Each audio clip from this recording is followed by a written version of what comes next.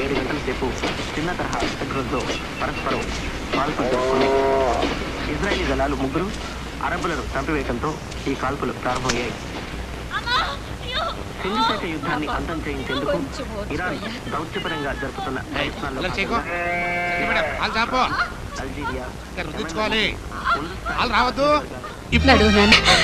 నెమ్మదిగా. ఆయుర్వేదం, homeopathy, naturopathy ఏ వైద్యం చేయించినా, ఏ స్పెషలిస్ట్ కి చూపించినా ఈ కాలు మాత్రం రాదండి. ఎంతకాలం వస్తుందనే మీరు బాబాయ్ గారు, అమెరికా తీసుకెళ్ళినా మీ అబ్బాయి అవిడితనం పోదండి. భవిష్యత్తులో అతను లేచి తిరగడం అనేది జరగదు. ఉన్నన్నాళ్ళు జాగ్రత్తగా చూసుకోండి. అంటే ఆడవాళ్ళు తట్టుకోలేరని చెప్పలేదు. ఇక మీ కొడుకు లేనట్టే. ఎరా ఫేస్ పుచ్చుకున్నావా? నాది పుచ్చుకున్నా. మరి నాదో? వచ్చే ముందే పుచ్చుకున్నారు. ఎన్నిసార్లు ఇస్తారు? పాత బ్యాలెన్స్ ఏమైనా ఉంటే ఇప్పుడు పుచ్చుకో, మళ్ళీ వచ్చే పని ఉండదు.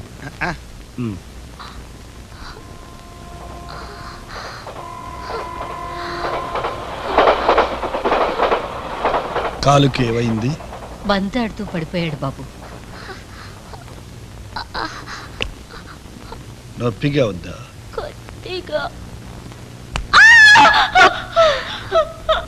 బాగా నొప్పిగా ఉందా? ఇక్కడ అయితే నీ కాలు బాగుపడుతుంది. గోవిందరాజులు కాలు రాదన్నాడుగా. నీ చెబుతున్నాగా, నీ కాలు వస్తుంది. ఎలా వస్తుంది? ఆపరేషన్ చేస్తే. ఎవరు చేస్తారు? మీకెవరైనా పెద్ద డాక్టర్ తెలిస్తే చెప్పండి. తెలుసు, నేనే ఆపరేషన్ చేస్తాను.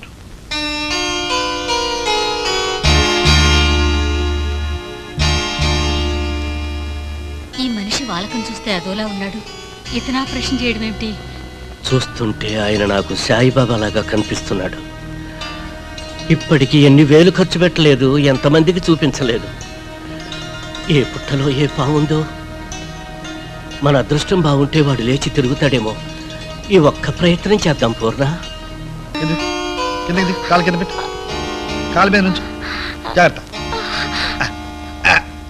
నడు నడు నడు.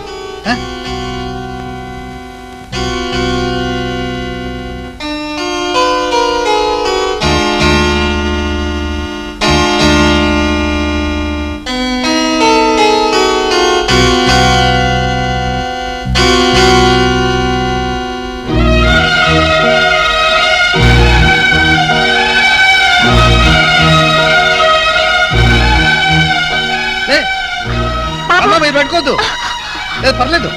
లే లే లే. ఆ కాలు మీద నిలబడ, నెమ్మదిగా. అది అలాగే. అమ్మా మీరు అలవాండి. అలాగే ముందుకు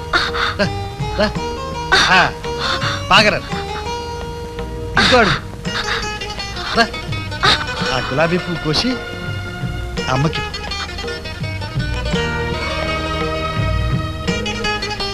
బాగా రండి.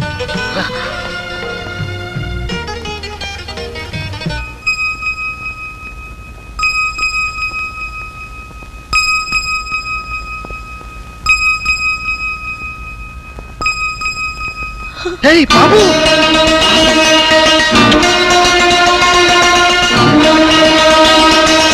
బాబాయ్ గారు తన సీరు కాలు వచ్చేసింది. బాబు సీను, అయ్యా ఈ జన్మలో నీ రుణం తీర్చుకోలేరు బాబు. రండి రండి బాబు, రండి రండి.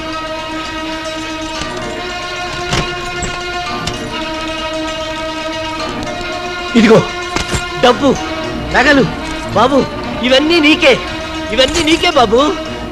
నాకు 200 ఎకరాల పొలం ఉంది, అదంతా నీకే, నీకే రాసిస్తాను బాబు. తీసుకో బాబు, ఇవన్నీ నీకే బాబు, తీసుకో.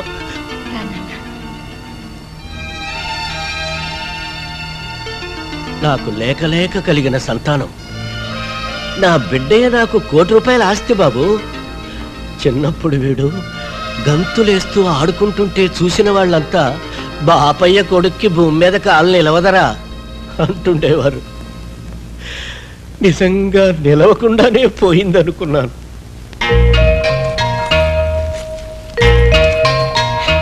నేను ఏమిచ్చినా నీ రుణం తీరదు బాబు. చిన్న కానుక బాబు, తీసుకో బాబు, తీసుకో బాబు.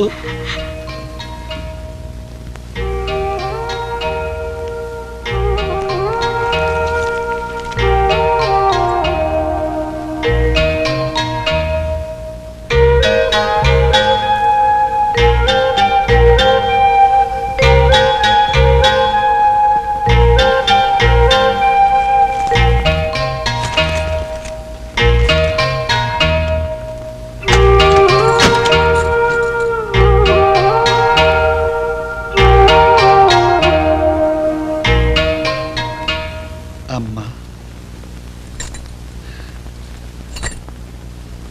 మీ ఆయన ధర్మరాజు.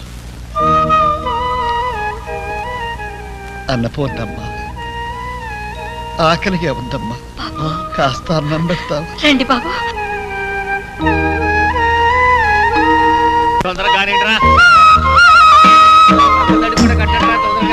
ఊరంతా చాటింపు తిరిగిందా? డాకుల దగ్గర కూడా పంపండి.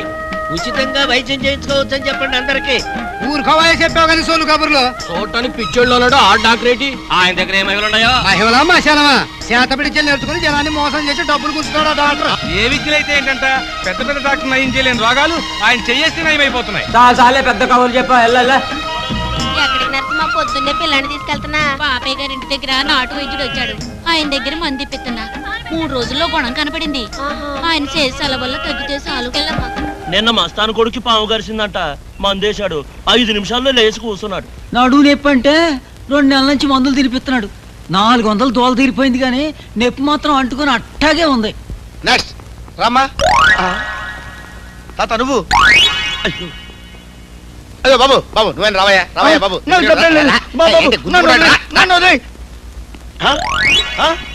డాక్టర్ గారు, డాక్టర్ గారు. ఏంట్రా అదే పేషెంట్లంతా ఇంకెక్కడ మనకు పడింది పిడి. ఏ బాబాయ్ గారింటికి ఓ నాటు వైద్యులు వచ్చాడుగా. ప్రజా వైద్యశాలని ఆసుపత్రి పెట్టాడంట. ఊళ్ళో రోగాలున్న వాళ్ళంతా రూటు మార్చేశారు.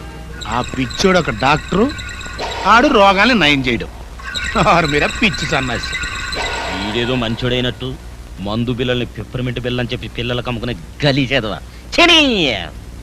మీరు పర్మిషన్ ఇస్తే నేను కూడా ప్రజా వైద్యశాలకు వెళ్ళిపోతాను. నా మీరు పర్మిషన్ ఇవ్వకపోయినా పర్మనెంట్ గా నేను కూడా అక్కడికే వెళ్ళిపోతున్నాను.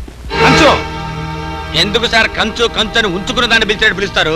అది మీతో తెంచుకుని హాస్పిటల్ అంచు దాటి ఎప్పుడో వెళ్ళిపోయింది. ఇది కంచు కంఠం కాదే, మా ఆవిడ కంఠంలో ఉంది. లాగేంటి మీ ఆవిడే? దానికే రోగం ఇక్కడికి వచ్చింది. ఏమండి, నేను వచ్చేసరికి లేట్ అవుతుంది, మీరు వెళ్ళి ఫోన్ చేయండి. ఎక్కడికే పట్టు చీర కట్టుకెళ్తున్నావు? పేరంటానికే? పేరెంటానికి కాదు, ప్రజా వైద్యశాలకి. అయ్యో, ప్రజా వైద్యశాలకి ఎందుకే? అన్ని రకాల జబ్బులు నయం చేస్తున్నారట. మనకు కూడా పిల్లలు పుట్టడానికి ఏదైనా మందిస్తారని. మన డాక్టర్ చూపించుకోవే, ఆయన కూడా మంచి మంచి మందులు ఇస్తాడు. ఆయనకే పిల్లలు లేరు, ఇక నాకు పుట్టిస్తాడు. అది కాదే, ఆ నాటు డాక్టర్ ఒకటి బోగస్ అంట. మాయలు మంత్రాలు చేసి మోసం చేస్తాడే. ఆయన మంత్రం వేస్తే నాకేంటి, మరోటేస్తే నాకేంటి? నన్ను తల్లిని చేస్తే చాలు. అయ్యో,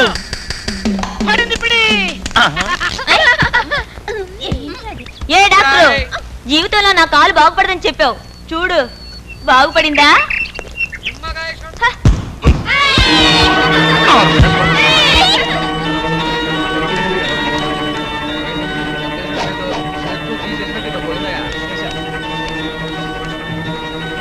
నా ఆసుపత్రికి వచ్చి నా కుర్చీలో కూర్చున్నప్పుడే అనుకున్నా నువ్వు పెద్ద కిలాడివని.